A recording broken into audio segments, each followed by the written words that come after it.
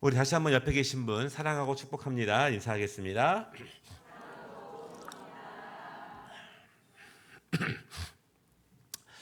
그리스도인의 패션, 오늘 13번째 시간 구원의 투구에 대해서 함께 말씀을 나누도록 하겠습니다. 무엇인가 물건을 깜빡깜빡하고 다닐 때가 있죠. 절대 안 잊어버려 나는 그런 분들도 어쩔 수 없이 그렇게 잊어버릴 때가 있습니다. 지하철 분실물 코너에 가면 별의별 물건들이 다 있다고 합니다. 그 중에서 가장 많은 분실물 중에 하나는 단연코 우산입니다. 우산. 비가 막 오고 있는 날에는요, 우산을 잊어버리는 경우가 별로 없어요. 그러나 비가 그치면 우산을 잃어버리게 됩니다. 내가 들어올 때는 분명히 비가 많이 왔기 때문에 우산을 쓰고 왔지만 나갈 때 비가 그치면 우산을 많이 두고 나가게 되죠. 필요할 때는 잘 잊어버리지 않지만 필요가 없어지면은 잘 잊어버리게 됩니다. 집에서 나올 때 핸드폰을 두고 오거나 무엇인가를 두고 나올 때가 있죠. 그렇지만 절대로 잊지 않는 것이 있습니다. 절대로 잊지 않는 거. 뭐냐면 신발이에요, 신발. 밖에 나올 때에는 반드시 신발을 신습니다. 필요하기 때문에, 너무너무 중요하기 때문에 신발은 잊어버리지 않고 신고 나옵니다. 물론 가끔 그런 분이 있을 수도 있지만, 신앙에서도 그렇습니다. 그것이 중요할 때에는 절대 잊어버리지 않습니다.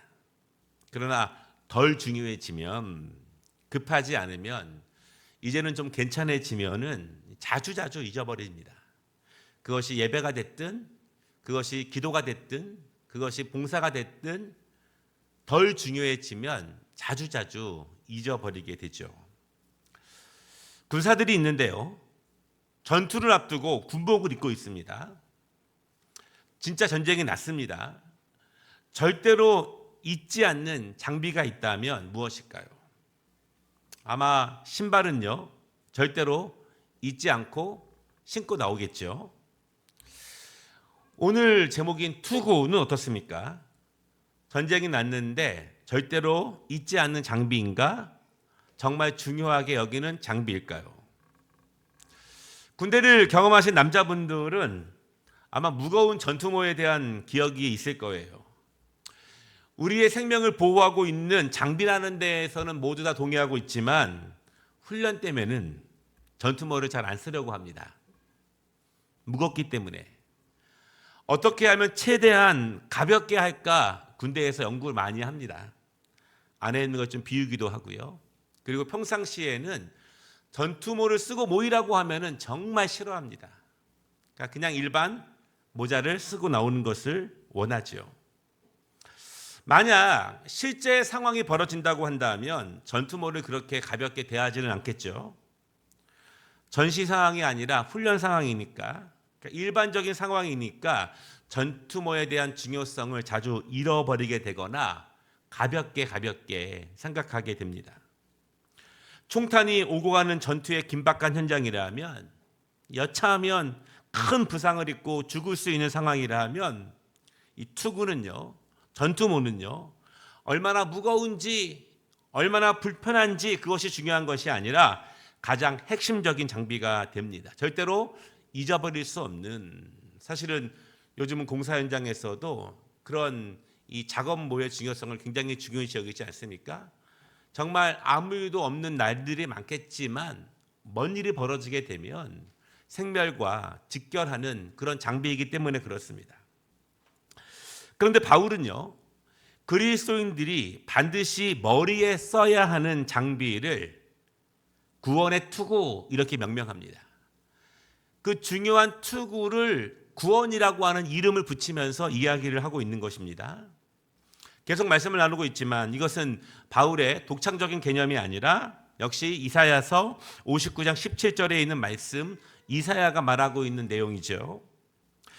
잘 보십시오. 공의로 갑옷을 삼으시며 구원을 자기의 머리에 써서 투구로 삼으시며 보복을 속옷으로 삼으시며 열심을 입어 겉옷을 삼으시고 공의로 갑옷을 삼으시며 이렇게 시작이 됩니다. 이 구절을 보면은요, 하나님의 갑옷은 공의예요. 공의. 하나님의 갑옷은 공의. 그리고 투구는 구원입니다. 하나님은 갑옷을 공의라고 이름을 붙이셨고 머리에 쓰는 투구를 구원이라고 이름을 붙이셨습니다. 그런데 이 관계가 굉장히 중요합니다. 좀 어려울 수도 있지만 잘 들어보면은 여러분 이해가 되실 거예요. 그러면 공의가 무엇입니까? 공의. 공의는요, 공적인 의 이런 개념은 아니고요. 공의는 쉽게 생각하면 하나님의 의, 이것이 공의예요.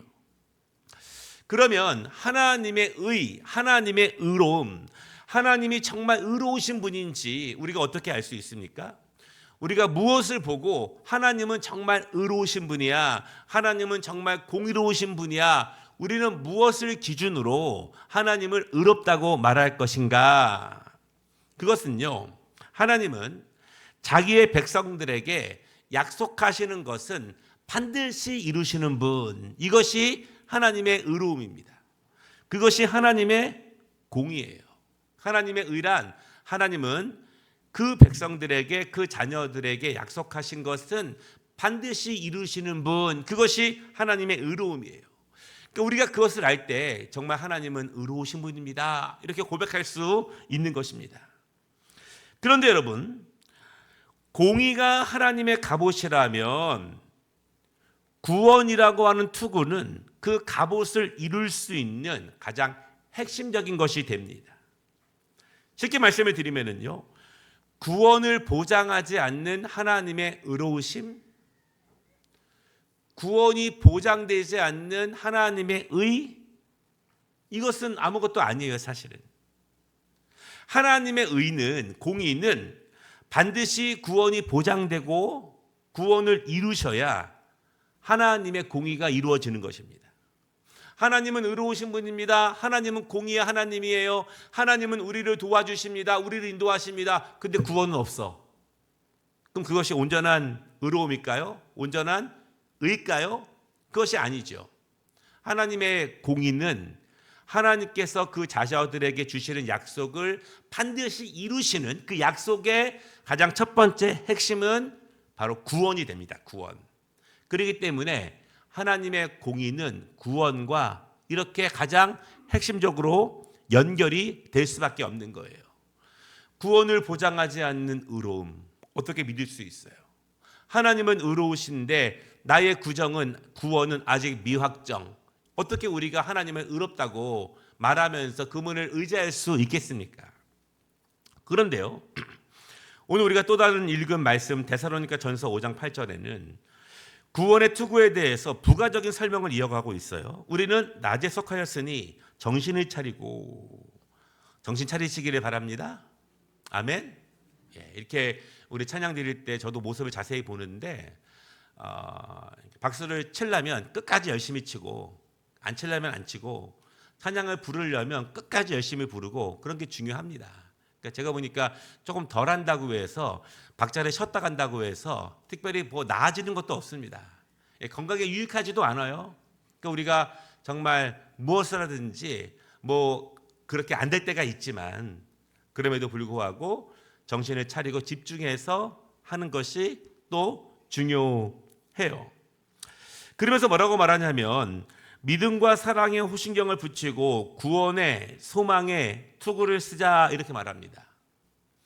구원의 투구인데 거기에 한 단어가 더 붙어서 구원의 소망의 투구를 쓰자, 이렇게 말씀을 하십니다. 그럼 연결해 보겠습니다. 하나님의 공의, 하나님의 의는 구원과 연결이 돼요. 구원과 연결이 되고, 구원은 무엇과 연결이 됩니까? 임명지 집사님, 내 구원은 뭐와 연결이 돼요? 방금 나왔잖아요, 그 자막에. 구원은 서인영 집사님, 예? 구원은 소망과 연결이 됩니다. 우리 작년에 제가 많이 시켰잖아요. 앞에 계신 분들 올해 많이 안 시켰더니 잘 보십시오. 답은 다 저 안에 있습니다. 구원은 소망과 연결이 되는 거예요. 오늘 기도를 너무 잘하셨어요.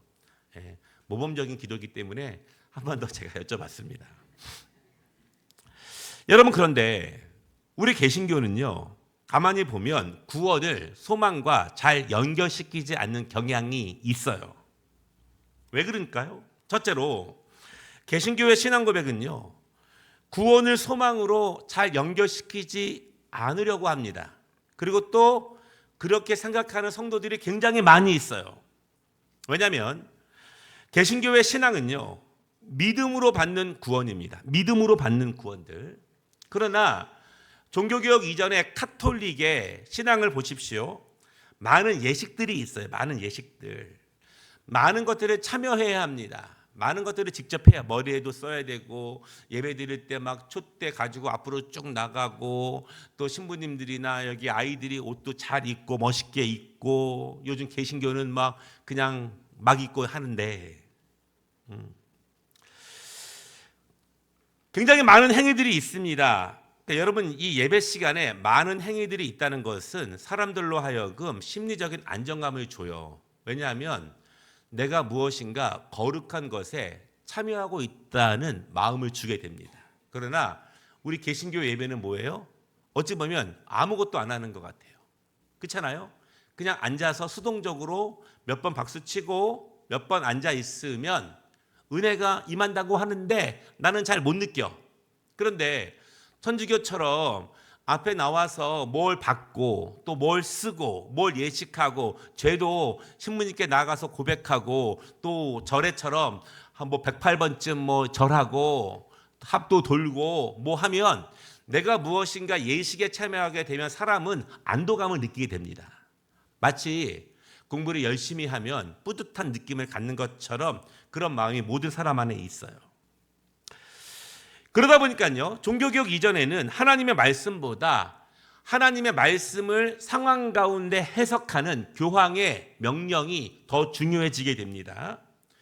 자칫 교황이 정치와 결합을 하게 되면, 황제와 결합을 하게 되면 어떤 특정한 상황을 하나님의 말씀이 이렇게 하는 것입니다, 하나님의 뜻이 이것입니다 라고 교황의 개인적인 의견이나 정치적인 의견들이 하나님의 말씀처럼 둔갑하게 됩니다.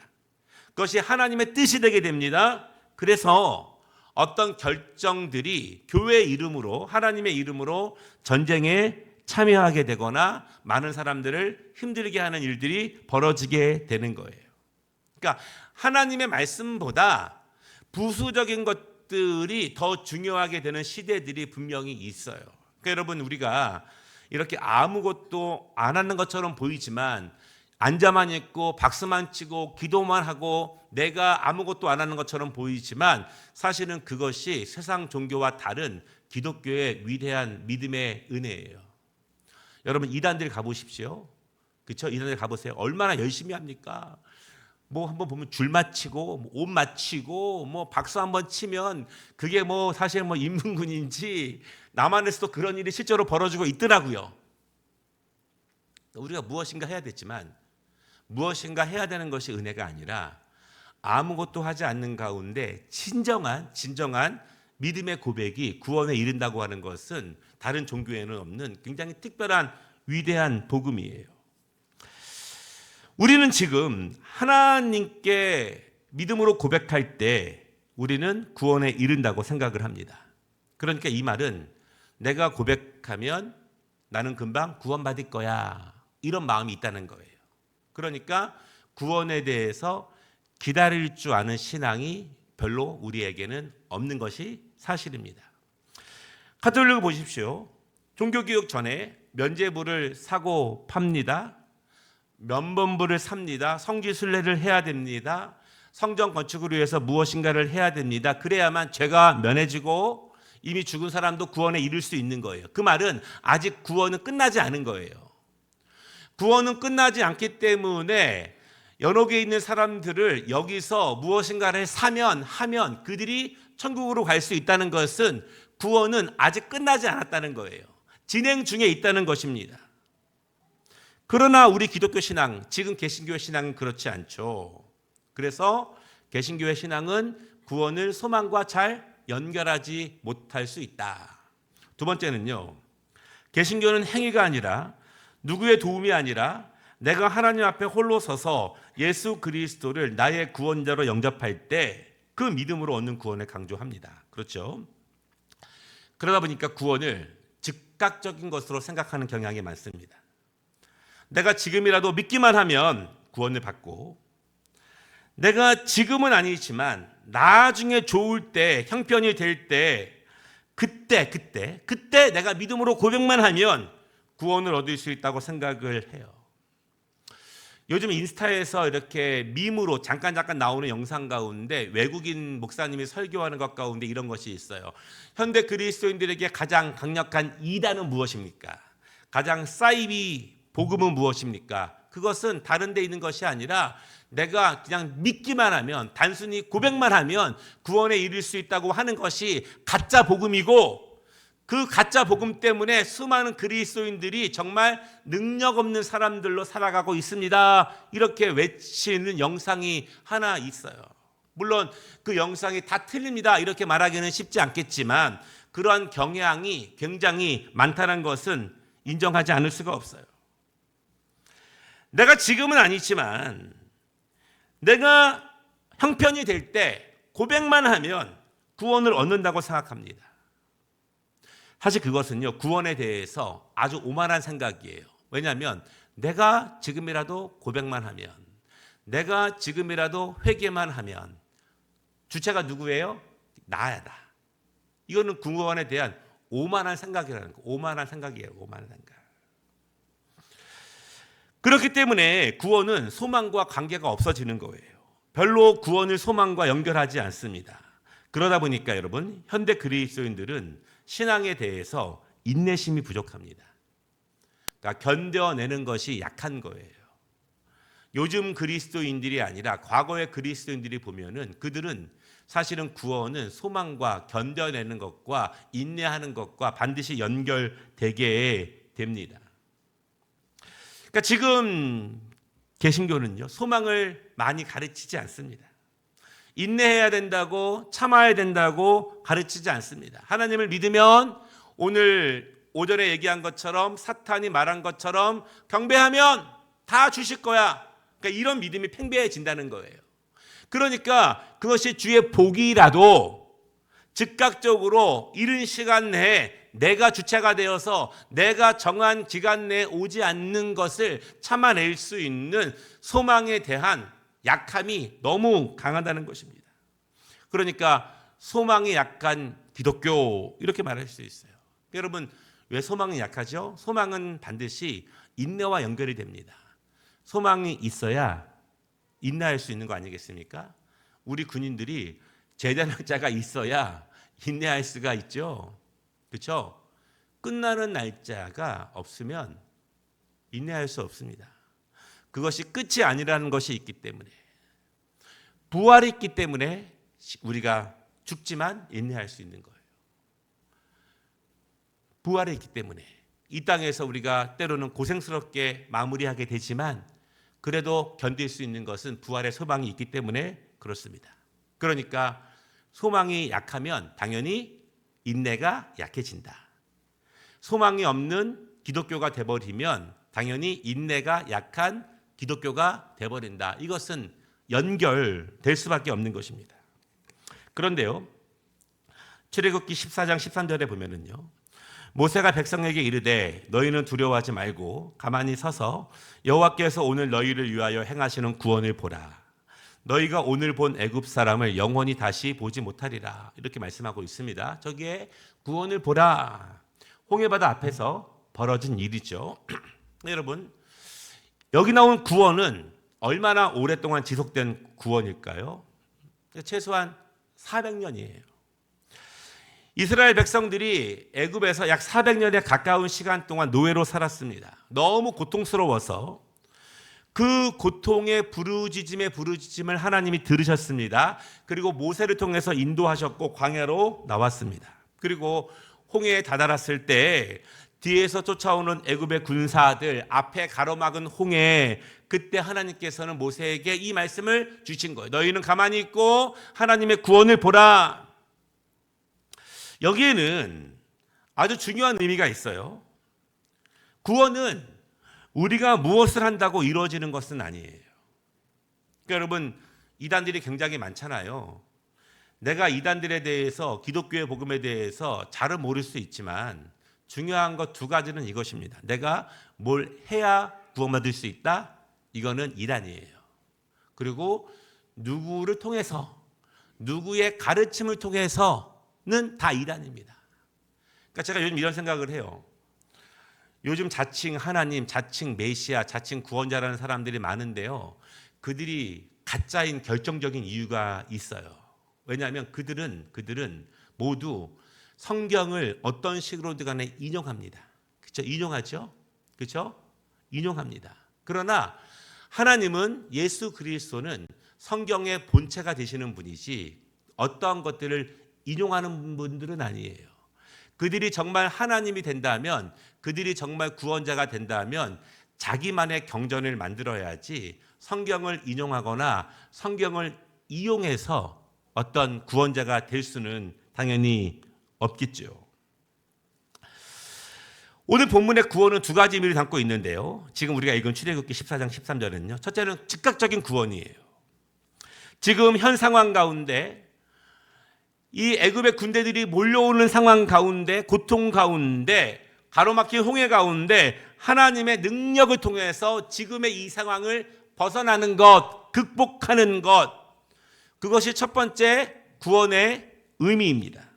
그것이 구원의 의미예요. 하나님의 능력으로 현재 어려운 가운데, 현재 강물에 쓸려 내려가고 있는 가운데 건진받는 것이 구원의 의미이고요. 두 번째 의미는 거의 400년이 넘는 세월 동안 아주 오랜 고통의 시간이 지난 후에 아버지의 몇 대에 걸친 고난이 지난 후에 일어나는 구원의 역사가 동시에 이 구원 안에 포함되어 있어요. 이스라엘 백성들은 계속 부르짖었죠. 계속 고통이 있었습니다. 그런데 약 400년이라고 본다면 굉장히 많은 세대는 구원을 경험하지 못하면서 이 땅을 마감했다는 것입니다. 부르짖기만 하면서, 고통만 당하기만 하면서 그 땅에서 죽어간 사람들이 굉장히 많습니다. 그렇다면 구원은 반드시 소망과 관계가 있는 거예요. 구원은 즉각성도 있지만 소망과 관계가 있는 것입니다. 이스라엘이 가나안 땅에서 국가를 세웠습니다. 그러나 그들은 망했죠. 바벨론의 포로로 끌려갔습니다. 사실은 이스라엘 백성들 나쁜 버릇 가운데 하나는 완전히 망하기까지는 반성하지 않았습니다. 완전히 망하기까지는 회개하지 않았습니다. 그리고 하나님의 심판의 전환을, 선지자들의 선포를 심각하게 받아들이지 않아요.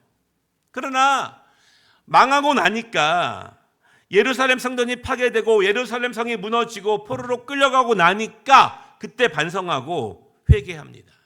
여러분, 사람이, 동물과 다른 사람이 이성을 가지고 있는 존재, 하나님이 우리에게 하나님의 형상의 한 일부로서 생각할 수 있는, 반성할 수 있는, 성찰할 수 있는 이성을 주신 이유는 완전히 망하기 전에 깨달으라고 하는 은혜예요. 사실은 완전히 망하고 난 다음에야 깨달은 것은 사실은 짐승과 별로 다를 바가 많지 않습니다.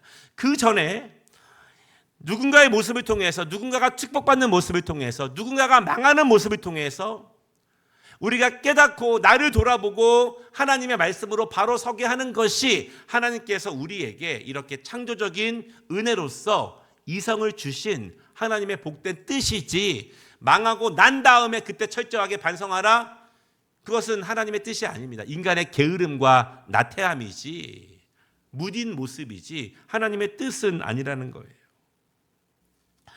그들이 망하고 나니, 포로로 끌려가고 나니 반성하고 회개합니다. 근데 여러분, 중요한 것은 회개했다고 해서 모든 것이 금방 회복되는 게 아니라는 거예요.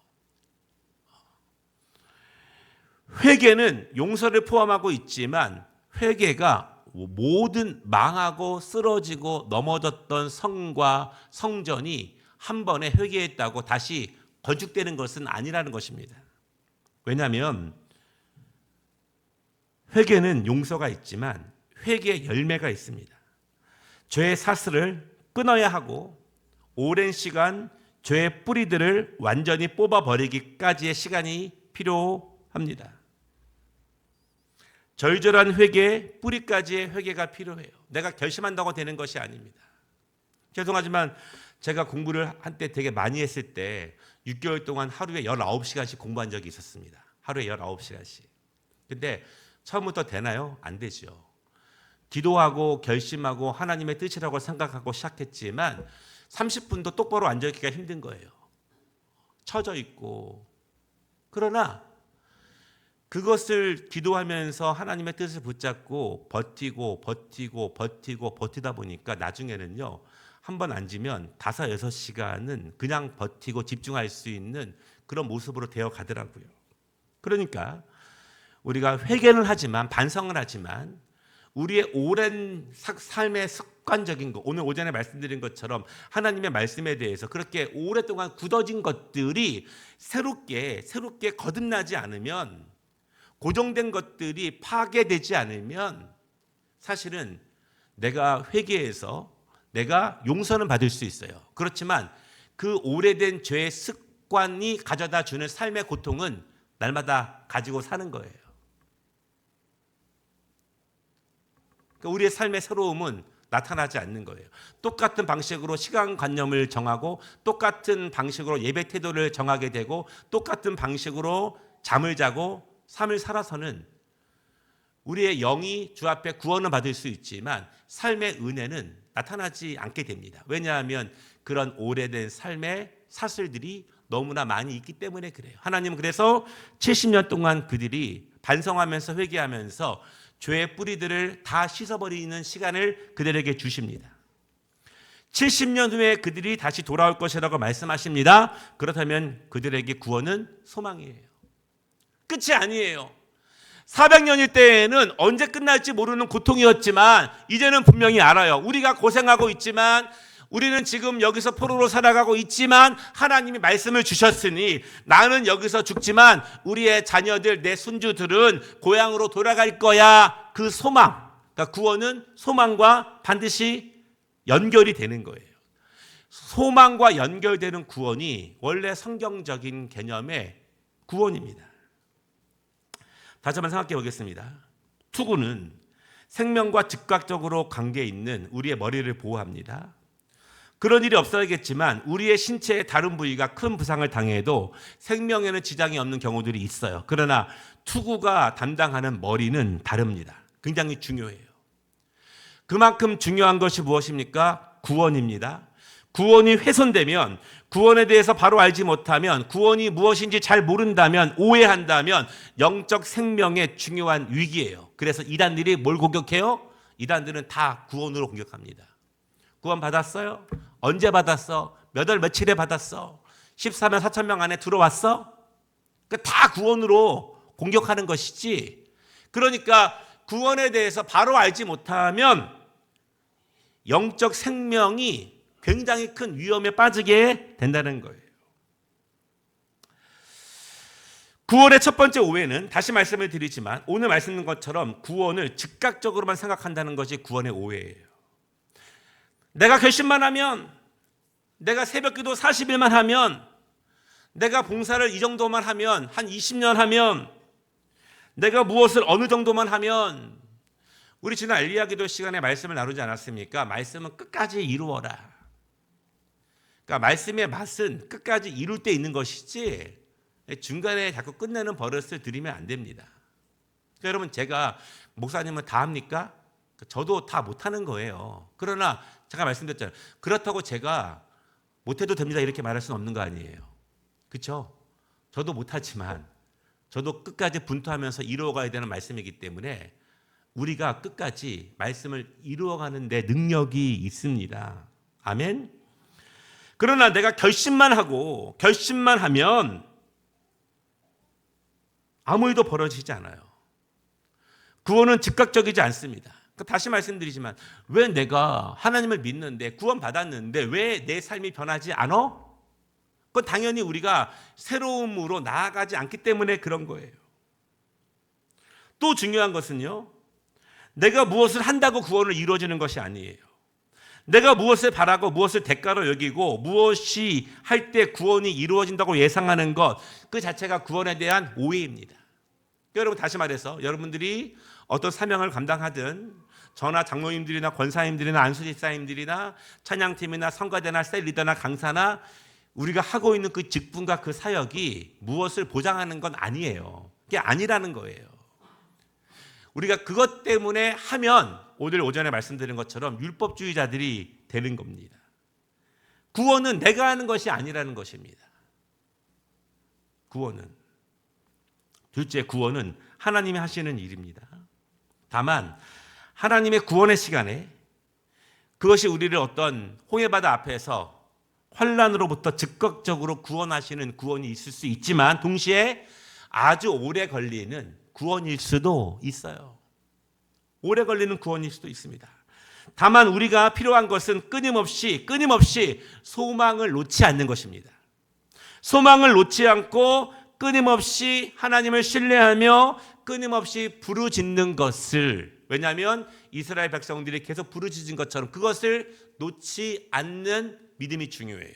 언제 놓지 않습니까? 소망이 분명할 때 놓지 않을 수 있어요. 그리고 그 소망의 시간 동안 무엇을 합니까? 우리는 인내하면서 더 정결하게, 경건하게 나를 가꾸어 나아가는 것입니다. 여러분, 구원을 알아야 구원을 받을 수 있어요. 우리의 영적 생명에 가장 중요한 거 하는 게 있습니까? 구원을 모르는데 어떻게 받을 수 있어요? 그렇죠? 모르는 것을 받을 수는 없는 거예요. 그러므로 우리의 투구에 해당되는 구원에 대해서 바르게 아는 우리 모두가 되시기를 주님의 이름으로 축복합니다.